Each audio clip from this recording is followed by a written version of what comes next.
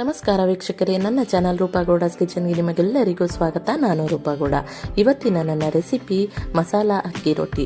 ಈ ಅಕ್ಕಿ ರೊಟ್ಟಿನ ಹೇಗೆ ಮಾಡೋದು ಅಂತ ನಾನು ಸಿಂಪಲ್ ವಿಧಾನದಲ್ಲಿ ನಿಮಗೆ ತಿಳಿಸ್ಕೊಡ್ತೀನಿ.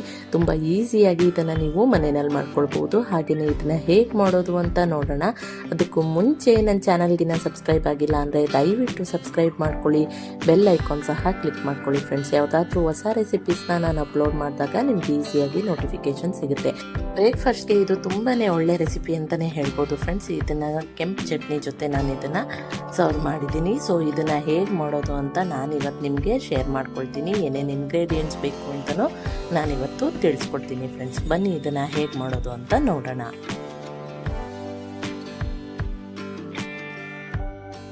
ನೋಡಿ ಫ್ರೆಂಡ್ಸ್, ನಾನಿಲ್ಲಿ 2 ಮೀಡಿಯಮ್ ಸೈಜ್ದು ಈರುಳ್ಳಿನ ಸಣ್ಣದಾಗಿ ಹೆಚ್ಚಿಟ್ಕೊಂಡಿದ್ದೀನಿ. ಹಾಗೆಯೇ ಒಂದು 4 ಹಸಿರು ಮೆಣಸಿನಕಾಯಿನೂ ಕೂಡ ಸಣ್ಣದಾಗಿ ಹೆಚ್ಚಿಟ್ಕೊಳ್ಬೇಕು. ಸ್ವಲ್ಪ ಕೊತ್ತಂಬರಿ ಸೊಪ್ಪನ್ನು ಹೆಚ್ಚಿಟ್ಕೊಂಡಿದ್ದೀನಿ. ಹಾಗೆ 1 ಟೇಬಲ್ ಸ್ಪೂನಷ್ಟು ಕಡಲೆಬೇಳೆನ ಹುರಿದಿಟ್ಕೊಂಡಿದ್ದೀನಿ ಫ್ರೆಂಡ್ಸ್.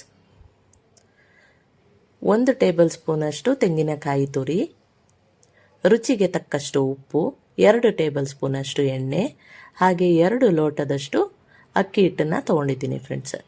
2 ಲೋಟ ಅಕ್ಕಿ ಹಿಟ್ಟಿಗೆ 3 ಲೋಟದಷ್ಟು ನೀರು ಹಾಕ್ಕೊಳ್ಬೇಕು. ನಾವು ಯಾವ ಲೋಟದಲ್ಲಿ ಅಕ್ಕಿ ಹಿಟ್ಟನ್ನು ಬಳಸ್ಕೊಳ್ತೀವೋ ಅದೇ ಲೋಟದಲ್ಲಿ ನೀರನ್ನು ಹಾಕ್ಕೊಳ್ಬೇಕಾಗತ್ತೆ.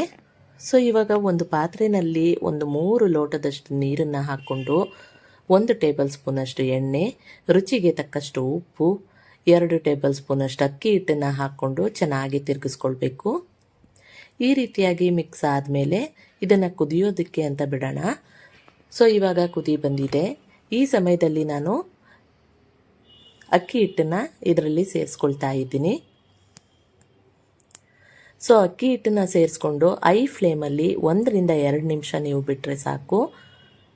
ಆ ನೀರೆಲ್ಲ ಮೇಲೆ ಈ ರೀತಿಯಾಗಿ ಉಕ್ಕಿ ಬರುತ್ತೆ. ಸೊ ಈ ಸಮಯದಲ್ಲಿ ಸ್ವಿಚ್ ಆಫ್ ಮಾಡ್ಕೊಳ್ಳಿ ಗ್ಯಾಸ್ ಸ್ಟವ್ನ. ಸೊ ಇದಾದ ಮೇಲೆ ಮುದ್ದೆ ಕೋಲು ಅಥವಾ ಈ ರೀತಿಯಾದಂಥ ಯಾವುದಾದ್ರೂ ಸ್ಪೂನಲ್ಲಿ ನಿಮಗೆ ಯಾವುದು ಅನುಕೂಲ ಅನಿಸುತ್ತೋ ಅದರಲ್ಲಿ ನೀವು ಹಿಟ್ಟನ್ನು ಮೆದ್ದಿಸ್ಕೊಳ್ಬೇಕಾಗತ್ತೆ. ಸೊ ಈ ರೀತಿಯಾಗಿ ತಿರುಗಿಸ್ಕೊಂಡು ಚೆನ್ನಾಗಿ ಅದನ್ನು ಕಂಬೈನ್ ಮಾಡಿಕೊಳ್ಬೇಕು.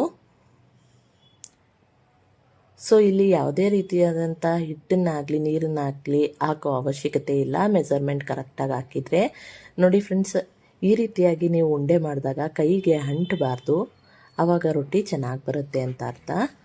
ಸೊ ಇವಾಗ ಅಗಲವಾದಂಥ ಒಂದು ಪಾತ್ರೆಯಲ್ಲಿ ಆ ಹಿಟ್ಟನ್ನು ಟ್ರಾನ್ಸ್ಫರ್ ಮಾಡಿಕೊಂಡು ಇದಕ್ಕೆ 2 ಟೇಬಲ್ ಸ್ಪೂನ್ ಎಣ್ಣೆ, ನಾನು ಮಿಕ್ಕೆಲ್ಲ ಇಂಗ್ರೀಡಿಯೆಂಟ್ಸ್ನು ಇದರಲ್ಲಿ ಹಾಕ್ಕೊಂಡು ಚೆನ್ನಾಗಿ ಕಲಿಸ್ಕೊಳ್ಬೇಕು.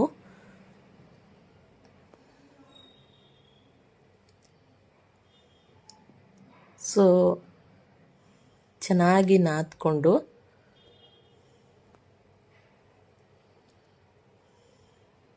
ಹಿಟ್ಟನ್ನು ರೆಡಿ ಮಾಡ್ಕೊಳ್ಬೇಕು ಈ ರೀತಿಯಾಗಿ. ಸೊ ಇವಾಗ ರೊಟ್ಟಿ ಮಾಡೋದಕ್ಕೆ ರೊಟ್ಟಿ ಹಿಟ್ಟು ರೆಡಿಯಾಗಿದೆ. ಸೊ ಇವಾಗ ನಾನು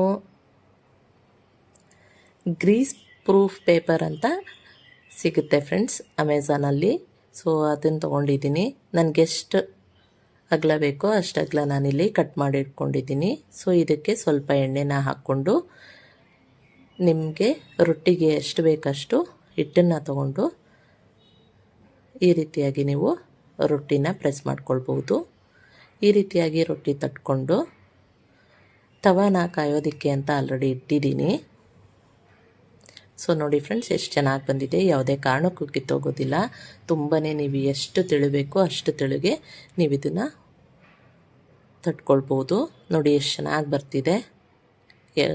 ಒಂದು ಸ್ವಲ್ಪನೂ ಕೀಳೋದಿಲ್ಲ ಫ್ರೆಂಡ್ಸ್, ತುಂಬಾ ಚೆನ್ನಾಗಿರುತ್ತೆ. ಒಂದು ಸೈಡ್ ಚೆನ್ನಾಗಿ ಬೆಂದ ಮೇಲೆ ನೀವು ಇದನ್ನು ಮಗ್ಚಾಕೊಳ್ಬೇಕಾಗತ್ತೆ. ನೋಡಿ ಫ್ರೆಂಡ್ಸ್, ಇವಾಗ ಚೆನ್ನಾಗಿ ಬೆಂದಿದೆ. ತಿರುಗಿಸ್ಕೊಳ್ಳೋಣ ಈಗ. ನೋಡಿ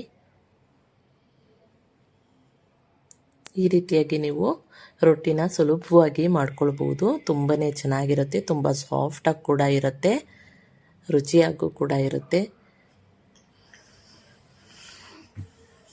ನೋಡಿ ಫ್ರೆಂಡ್ಸ್, ಎಷ್ಟು ಚೆನ್ನಾಗಿ ಬಂದಿದೆ. ಇದೇ ರೀತಿ ಇನ್ನೊಂದು ರೊಟ್ಟಿನೂ ನಾನು ಹಾಕ್ಕೊಳ್ತೀನಿ. ನೀವು ಈ ರೀತಿಯಾಗಿ ತಟ್ಕೊಂಡು ಡೈರೆಕ್ಟ್ ನೀವು ತವದ ಮೇಲೂ ಕೂಡ ಹಾಕಿ ಎತ್ಬೋದು. ಈ ಪೇಪರ್ ಏನು ಸುಡೋದಿಲ್ಲ, ಮೀನ್ಸ್ ಸುಟ್ಟೋಗೋದಿಲ್ಲ. ಇಲ್ಲ ಈ ಥರ ಪೇಪರ್ ಇಲ್ಲ ಅಂದರೂ ಪರವಾಗಿಲ್ಲ, ಆಯಿಲ್ ಶೀಟ್ ಯಾವುದಾದ್ರೂ ನೀವು ಬಳಸ್ಕೊಂಡು ಈ ಒಂದು ರೊಟ್ಟಿನ ಮಾಡ್ಕೊಳ್ಬೋದು ಫ್ರೆಂಡ್ಸ್. ಎಷ್ಟು ಚೆನ್ನಾಗಿ ಬಂದಿದೆ ಅಂದರೆ ತುಂಬಾ ರುಚಿಯಾಗಿತ್ತು. ನೀವು ನಿಮ್ಮ ಮನೆಯಲ್ಲಿ ಟ್ರೈ ಮಾಡಿ, ಹಾಗೆ ಅನಿಸಿಕೆಗಳನ್ನ ನನಗೆ ತಿಳಿಸಿ ಫ್ರೆಂಡ್ಸ್. Thank you.